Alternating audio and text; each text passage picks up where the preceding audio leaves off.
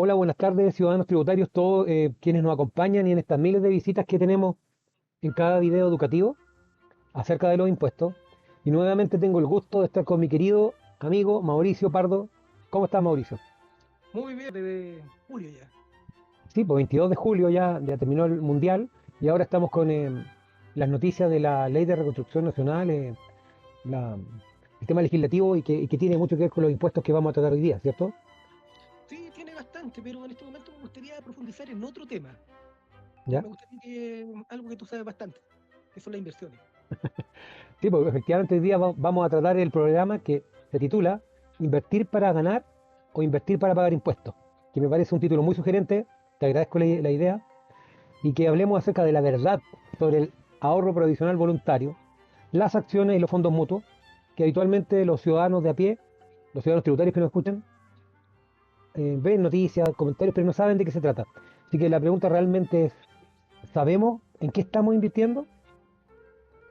Y por eso hoy día vamos a la idea es que al finalizar este pequeño capacitación, voy a llamar esta entrevista educativa, la pregunta que les voy a hacer a ustedes, ¿tienen APB? ¿Han comprado acciones? ¿Han invertido en fondos mutuos? Y finalmente, ¿saben qué pasa con esas inversiones? ¿Cuántos impuestos están pagando? Porque bueno, obviamente muchas personas analizan cuánto ahorrar, pero no saben cuánto ganan de verdad, después de impuestos. Así que ese va a ser el tema de hoy. Muchas personas analizan la rentabilidad, pero olvidan una variable fundamental de las inversiones en renta variable, que es la tributación. Mauricio, ¿tú podrías contarme un poco acerca de esto? Bueno, hablemos de las frases más frecuentes cuando llega abril. Ah, yo no sabía que tenía que aclarar eso. Ah, yo pensé que el banco lo hacía todo. Aquí hay un gran mito en el capítulo que vamos a hablar hoy día. Creer que las instituciones financieras ¿m? Es la encargada de todas las obligaciones tributarias, o por lo menos declararlas. Claro, efectivamente, porque no es así. Somos los contribuyentes los responsables, somos todos los ciudadanos tributarios. Así que ahora la pregunta es, efectivamente, lo central de este programa, es qué ocurre con nuestras inversiones cuando llega finalmente la operación renta. ¿Ya? Así que ahora vamos a pasar al punto 2, Uh -huh. que es, ¿qué significa invertir? ¿Qué significa invertir? O sea, en un ejemplo muy sencillo, ¿cierto? Si una persona tiene 1 millón de pesos, se consiguió un préstamo de 1 millón de pesos, hoy día que hay tanto tema con la desigualdad social, la gente dice, ¿dónde voy a sacar 1 millón? Uno puede conseguirse 1 millón de pesos y decir, voy a este millón, en vez de usarlo para consumirlo, para ir a la playa, para, no sé, para ir de viaje y pasarlo bien, voy a ahorrarlo, ese mismo millón. Y puede dejarlo en la plata, que pierde el IPC si lo dejarlo en la cuenta corriente, puede comprar acciones, puede invertir en fondos mutuos o puede ahorrar para su jubilación en un APB, ahorro previsional voluntario. Entonces, ¿tú me podrías explicar de qué se trata cada uno, Mauricio? Bueno, vamos a reforzar la idea principal. Distintas inversiones tienen consecuencias tributarias diferentes. No basta con calcular cuánto se puede ganar. También hay que saber cuánto queda después de impuestos. Por eso el nombre de este programa es ¿sabemos realmente que estamos invirtiendo o invertir para ganar o invertir para pagar impuestos? Claro, porque efectivamente, si uno invierte en fondos mutuos o en acciones, es ahora. Pero si se va al APB, eso ya tiene que ver con la jubilación, ¿cierto? Es una inversión de largo plazo. Ahora, si pudieras tú como darnos más detalles de qué es el ahorro previsional voluntario, qué conductas tienen para incentivar al Estado, yo puedo dar el punteo, ¿ya? Pero mi intención es que conversemos de este tema en detalle. No tengo ningún problema. Claro, o sea, a ver, voy a ir como por parte. Por lo menos el APB tiene dos regímenes, el A y el B, ¿ya? Y si uno quisiera ver como en simple, el régimen A es como que tú depositas 100.000 pesos y el Estado te agrega 15.000, ¿ok? Y tiene una ¿Ya? bonificación, tiene un límite, pero si tú retiras esta plata antes, tienes que devolverle los 15.000 al Estado, ¿ok? Y la rentabilidad. En cambio, el régimen B, que es el que más hemos visto habitualmente de personas que hemos orientado, ¿cierto? Que hemos asesorado, es que los 100.000 que tú depositaste en el APB, en la cuenta de régimen B, lo rebaja de la base tributaria del programa complementario, ¿ya? Y por lo tanto tú pagas menos impuestos. Ahora bien, si tú retiras anticipadamente tu dinero, tienes que pagar un impuesto especial. Eso es como el gran diferencia entre ambos regímenes de el APB, ¿cierto? ¿Ya? Entonces, Mauricio, ya como ¿Ya? cerrando la idea de los ahorro previsional voluntario, estos dos regímenes, ¿cierto? El A y el B. Pero cuéntame tú una cosa anecdótica, porque te acuerdas una vez que estábamos viendo a, un, a una persona que nos pidió asesoría y que nos llamó la atención de la cantidad de plata que tenía y no pagaba tanto impuesto y era porque tenía APB. Tenía APB. Entonces, aquí tenemos la cuenta 2 que estábamos hablando, ¿ya? Ujú, Que ese es un ahorro voluntario. Y la que conocida como APB, que es la APB normal, ujú. es el ahorro provisional voluntario. Entonces, ¿cuál es la diferencia? La 2 es cuenta de ahorro. Claro, que La puede meter y APB, sacar plata.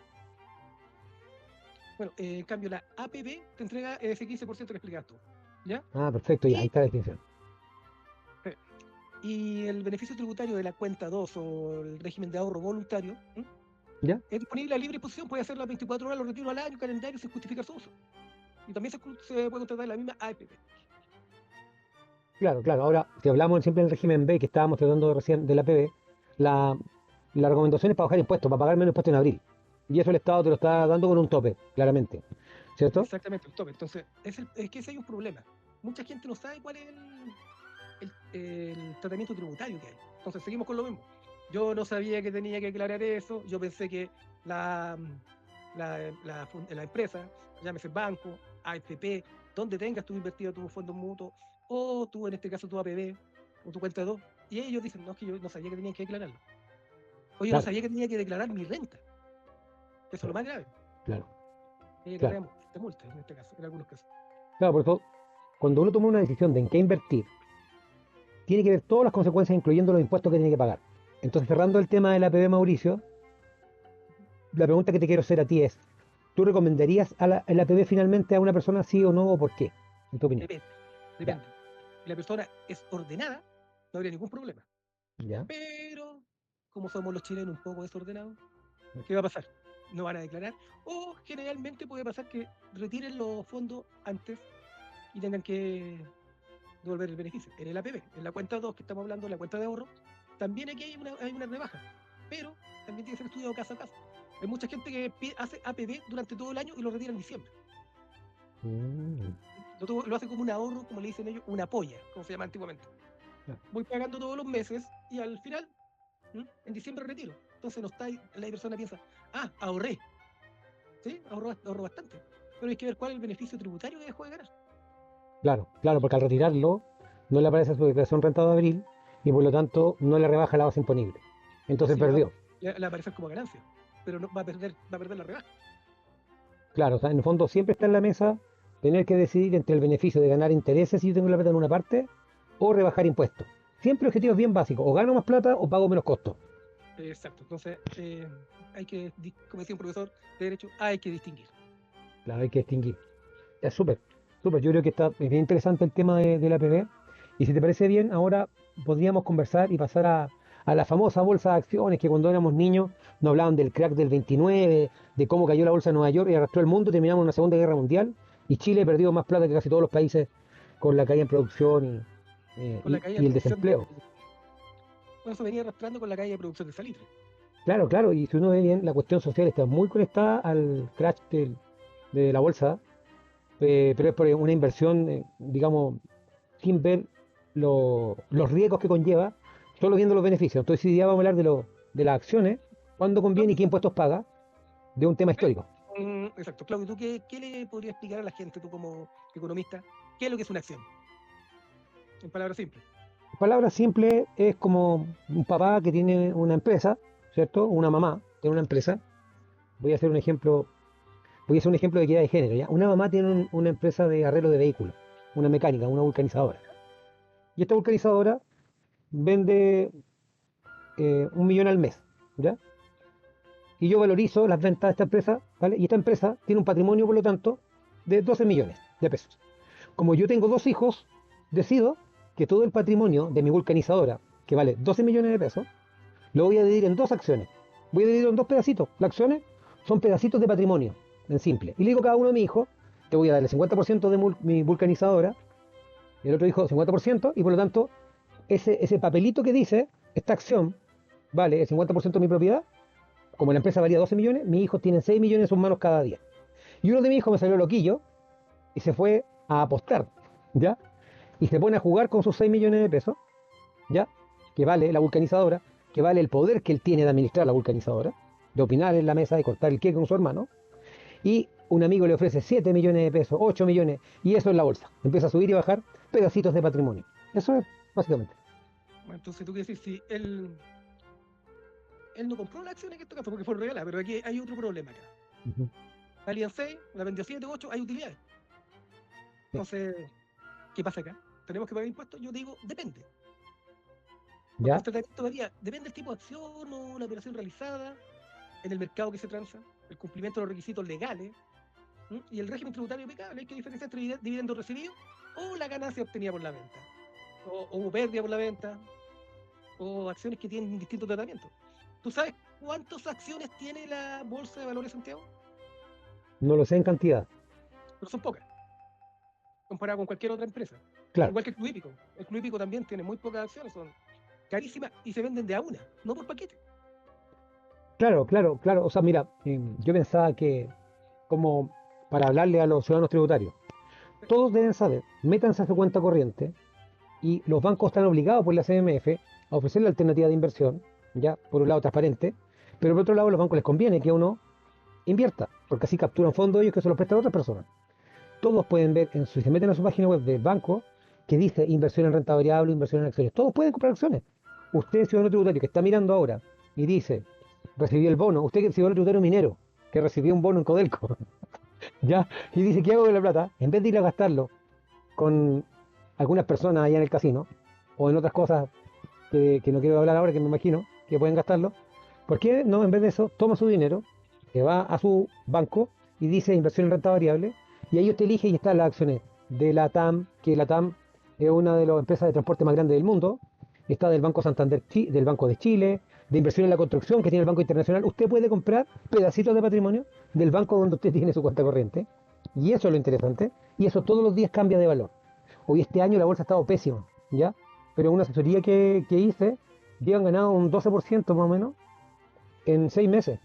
Porque hicimos un portafolio. Esta no es una, como se dice, no es un ciudadano tributario donde vamos a recomendarle nada a nadie. Le estoy diciendo que si ustedes invierten bien en la bolsa, saben elegir bien en qué invertir un portafolio en diferentes acciones, pueden ganar mucha, mucha plata, efectivamente. Y la gracia que estemos tratando ahora de esto es la pregunta es, ¿pero cuánto impuesto paga? Porque yo gané 100 pesos, ¿cierto? Invertí 1 millón y gané 100, 10%. ¿Esos 10% se declaran cada mes? ¿Se declaran solo en abril, Mauricio? No, en la declaración de renta en abril. Por regla general, el empresario o sea, no el empresario, sino que la empresa, o en este caso el corredor que tú tienes, por ejemplo, el Reinvial, Chile Corredores, etcétera, ¿ya? Tiene que enviar una declaración jurada de impuesto interno. Ahí el trabajo está hecho, hasta ahí llega él. Pero el ciudadano tributario, ¿qué tiene que hacer? Revisar su declaración de renta. No basta con ganar dinero, hay que saber cuánto esa ganancia queda después de impuestos.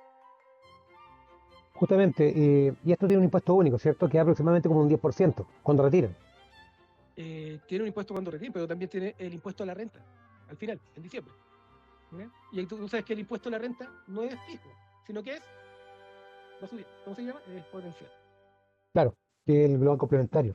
El punto es que las personas efectivamente, Ujú. ese es bueno, el gran tema, que cuando dicen, bueno, ¿cuánto me sale al final? ¿Cuánto gané de verdad? Va a depender mucho de toda la suma de todos los ingresos que tiene, y eso es el global, complementario, ¿es Por eso es cierto? global, tema global. Entonces, claro, entonces las personas habitualmente ahí se confunden, pero tiene ciertas categorías de impuestos que vamos a tratar quizás en otra entrevista, Mauricio, de En otro cuántos son programa. los diferentes tipos de impuestos que pagan la inversión en acciones, ¿ya? Es más, y ahora ya vamos pasando al tema del fondo mutuo, ¿ya? Porque fíjense que en este momento estamos hablando de inversión en acciones, donde uno elige, si yo tengo 1 millón de pesos, si voy a invertir 500.000 en Parque Arauco, en el mall, ¿cierto? Porque el mall, recordemos, es una inmobiliaria que arrienda locales comerciales, ¿ya? Cuando ustedes ven la bolsa que sube y baja, Parque Arauco, es súper interesante. Lo que ustedes están viendo es una empresa que arrienda locales comerciales. Eso es el mall. ¿Ya? Es tan básico como eso. Entonces, esa empresa, yo puedo decir invertir la mitad de mi portafolio en Parque Arauco y el otro 50% en acciones de los 5 bancos más grandes. El Chile, Santander, BVA, inversión en la construcción que tiene el Banco Internacional y qué sé yo. Pero ese es portafolio, eso es un portafolio. Es cuando uno invierte una cantidad de plata y la cantidad de dinero que pone en cada acción es como uno lo carga. Este portafolio, cómo uno lo distribuye. Pero habitualmente el ciudadano tributario de a pie, que primero no entiende los impuestos que paga las acciones, dice no entiendo, prefiero invertir en un fondo mutuo, que es lo que vamos a tratar ahora. excelente. Claudio, ¿qué es lo que es un fondo mutuo? Buena pregunta, buena pregunta. ¿Te acuerdan delante que hablábamos de esta mamá? Porque es un ejemplo de equidad de género. Una mamá tiene una vulcanización, no un hombre, y tiene dos hijos, y dividió su patrimonio en dos acciones, uno de 6 millones cada uno. Y un hijo le salió loquillo y se fue a jugar a la bolsa con sus 6 millones, a venderlo. Pero puede ser que el otro hijo, que es más conservador, se juntó con otros hijos de dueños de empresas chiquititas y juntó un pedacito de esta vulcanización, otro pedacito de acciones de un restaurante, y todo eso conforman un fondo mutuo. Es decir, un fondo mutuo es un portafolio que hace la banca y que lo ofrece a los inversionistas.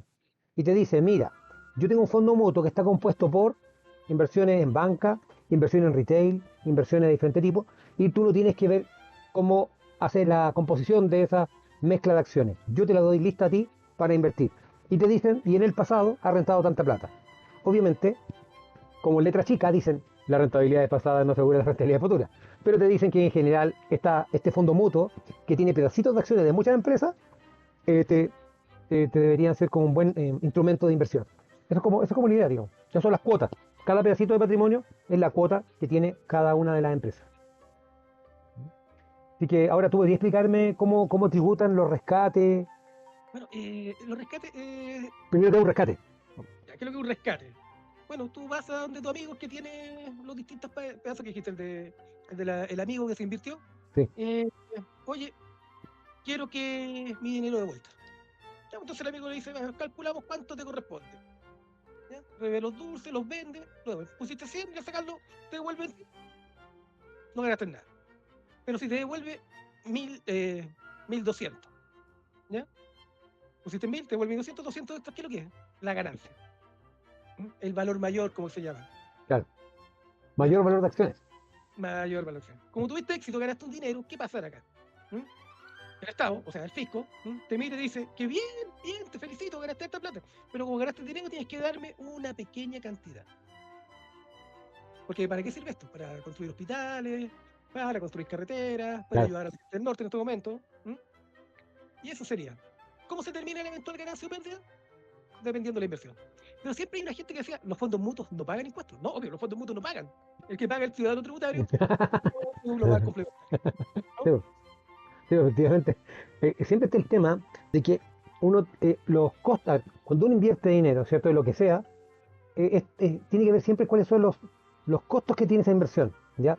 Los impuestos, o delante no lo dije, y espero que no pase, los fondos mutuos y la inversión de acciones tienen un porcentaje de administración de la cartera. Es decir, la banca te dice, ya invierte, pero yo te voy a cobrar. O sea, si tú invertiste 10 millones, yo te voy a cobrar 50.000 pesos por cada millón, ¿ya? Entonces, además tiene costos fijos, ¿ya? Entonces yo creo, siempre he pensado, de que la bolsa no crece más porque tiene tanta complejidad, tanto financiera como tributaria, que además estos dos reguladores no hablan entre sí. Ya, yo lo he hablado con gente de la CMF y Impuesto Interno, de que no hablan y no me dicen nada, porque yo creo que todavía el Estado tiene un tremendo desafío de cooperación entre sí. Porque yo sé que a nivel de los funcionarios no pasaba tanto, pero yo ya sé que está cambiando eso. Sé que ya están empezando a intercambiar información, pero ¿cuál es el fin? Más que controlarnos, ¿cierto? No es el gran hermano que lo está mirando solamente, igual lo hacen. Creo que también la idea debería entender ellos ahora a simplificar todas las regulaciones y el orden, porque si no la gente, si el mercado no es simple de tratar, no va a invertir en fondos mutuos ni en acciones, ¿ya? Pero ojo con eso, si usted invierte, piensa en dos costos nuevos para que se quede con solo dos ideas fuerza. Primero, que hay un porcentaje que es como de 50.000 pesos por cada millón de pesos que invierte en la bolsa, que tiene que pagarle por entrar y por salir a la banca. O sea, yo meto 1.000.000, 50 lucas para acá. Y dice, chuta, yo ni he ganado plata. No es mi problema, dice la banca. Es porque yo tengo un equipo de gente, tengo un sistema de información que lo hace. Y segundo costo es el impuesto. Hay un impuesto único de un 10%, ¿cierto? De la entrada y salida de la ganancia de capital. Es un beneficio tributario que tiene la renta variable. Pero igual las ganancias van a tender a ir al global complementario y eso va a depender de cuánta plata ganó ante usted. Y eso es como así en duro. Eso es más o menos la idea. Eso es lo que estamos. Súper, así que bueno, ahora hablemos de la operación renta, si te parece bien, Mauricio. Fíjate lo interesante, hemos hablado de APB, hemos hablado de acciones, hemos hablado de fondo mutuo. ¿Está bien? Es que tenemos que darnos cuenta que todo al final llega a la renta. ¿O no? Claro, exactamente, eso es lo que te quería preguntar. Yo sé que... Porque si uno compra un chicle en la calle, te paga IVA, y esa IVA va a la renta al final, aunque no sea la tuya, va a llegar a la renta de alguien. ¿Y qué información sale ahí, Mauricio, en la declaración renta? Bueno, Primero que nada, sigamos con lo que habíamos visto al principio. ¿Ya? ¿Cuándo la inversión llegan a la renta? ¿En qué mes? En abril. ¿Y qué llegan? Los retiros. ¿Qué información va a llegar? La declaración jurada del corredor de bolsa, la declaración jurada de la AFP, donde tienes tu APB, o la declaración jurada de donde tengas invertida tu cuenta 2. Cambia bastante. Aparte también, un depósito a plazo del banco también va ahí. ¿Y qué deberíamos Ahora, revisar? ¿Qué deberíamos revisar para que esté? Perdón, termina, por favor. no se debe asumir que la propuesta está completa, lo primero. Claro. Hay que, por lo menos, hay que ver si está bien declarados los dividendos, las ganancias y las pérdidas informadas. Mencionar cuáles son los errores frecuentes. Que yo puedo invertir 1000 y a veces hay errores porque todos los seres humanos pueden cometer errores. ¿Y qué pasa si este funcionario del banco le pone un 0 de más a la declaración jurada? Claro. Cambia bastante. Con un 0 cambia bastante. Imagínate, tú invertiste en 1000, tuviste ganancia 200, pero si el error del funcionario del banco pone un 0 más, duplicaste la inversión. Automáticamente el impuesto cambia totalmente. ¿Y qué deberíamos revisar para estar seguros de que, o si algo nos genera duda de nuestra declaración que viene calculada por impuesto interno, no sale desproporcionado? ¿Dónde deberíamos ir a mirar para poder contrastarlo? Lo que debemos mirar es la información de los agentes retenedores. ¿Ya? ¿Ya? Y eso uno lo puede contrastar con las cartolas bancarias que le llegan, con las cartolas que le llega de las acciones, de la APB, de la cuenta 2, etc. Claro, o sea, hay errores que a veces te pueden haber omitido un rescate. Y la empresa al rectificar, lo va a ingresar y le va a informar impuesto interno. Y automáticamente vas a tener una multa. claro, o sea, en el fondo, lo que el ciudadano tributario debe recordar, que están en sus casas, de que la declaración de impuesto interno es una propuesta, no es la verdad. O sea, sigue siendo responsabilidad de cada uno de nosotros revisar estos antecedentes, ¿cierto? Esa es como la idea, digamos. Exactamente, una buena decisión financiera debe considerar la rentabilidad, los riesgos y especialmente la tributación. Si falta uno de ellos, la decisión queda incompleta. ¿Cierto? Entonces ahora si quisiéramos darle los tips de cuáles son los errores más caros que deben evitar todos los ciudadanos tributarios para que sus declaraciones de renta variable, que fue el tema de hoy, salgan bien, que APB, inversión en acciones, fondos mutuos, ¿cierto? Si tuviéramos que concentrarnos ahí, ¿cuáles son los errores que tienen que preocuparse todos quienes están escuchando este programa? Error número 1. Creer que la APB siempre conviene. Depende de la renta, el objetivo, el régimen elegido y, sobre todo, el momento del retiro. No es lo mismo rescatar el 31 de diciembre que el 1 de enero. Claro. Claro. Claro, pero ¿por qué? ¿Por qué? ¿Por qué? Porque el tratamiento tributario de un año al otro cambia y puede cambiar también, distintamente. Y lo otro, que si yo lo saco el 31 de diciembre a las 23 horas, voy a tener que declarar en abril del próximo año. Y si lo saco el 1 de enero a la 1 de la mañana, no voy a declarar en abril, sino que al próximo abril. Al subsiguiente, claro. Te da un año de tiempo para poder calcular tus impuestos, claro. Y el error 2 respecto de las acciones. ¿Cuál sería en términos tributarios?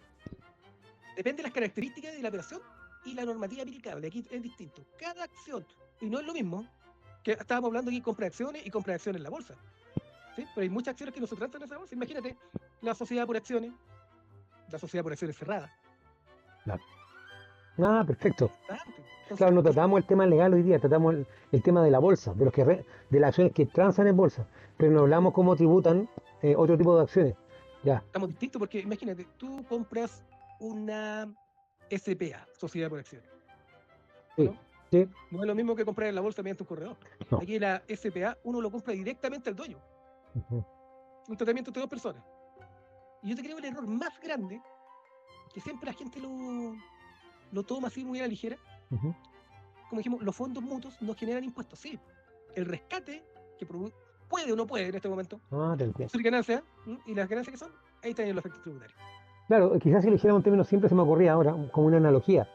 La AFP, la plata que la gente tiene guardada en su AFP, es un fondo mutuo, básicamente, ¿ya? Uno puede tratarlo así, pero donde no puedo sacarlo cuando yo quiera, ¿ya? Por algo lo retiro al 10%. Por eso le llaman ahorro forzado. La ley sabe que los seres humanos tendemos a propender el consumo presente por sobre el consumo futuro. Tendemos a gastarlo todo el día, no ahorramos. Exacto. Yo recuerdo un profesor me preguntó, ¿por qué se llaman impuestos? ¿Ya? Y, ¿Por qué las tasas, todo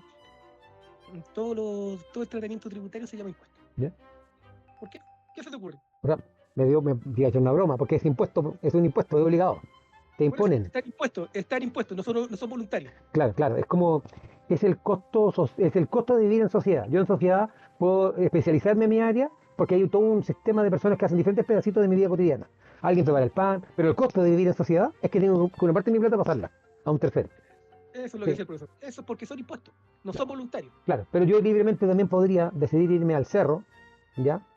Y decir, no pienso pagarle nada a nadie, y efectivamente, pero ahí yo ya no viviría en sociedad. No tendría que imponerle a nadie. Vale, me voy a la Antártida, nadie supo, me perdí. Y tengo un sistema de autosuficiencia. Pero efectivamente, si uno quiere vivir en sociedad, tener los beneficios sociales que tiene, ¿cierto? Las calles que tenemos arregladas, ¿cierto? Los hospitales. No, es una ironía.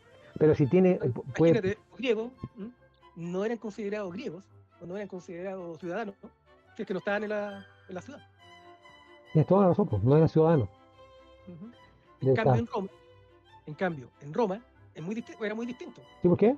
Que mientras ellos conquistaban un lugar, lo hacían ciudadano. Tienes razón, pues, y por eso también el imperio se pudo extender.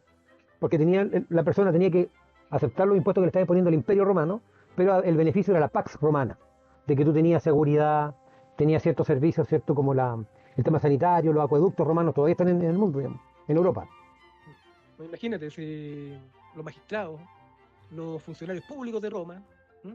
Siempre fueron más importantes que el pueblo, para ellos.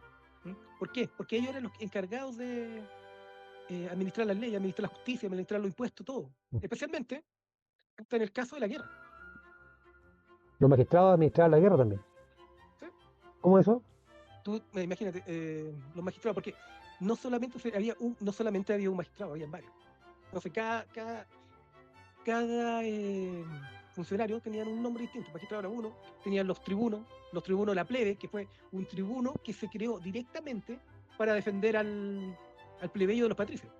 Mm. Es como en otros países que está el ombudsman, el Ah, defensor, perfecto, el ombudsman, sí, el defensor del en la ciudadano. universidad hay.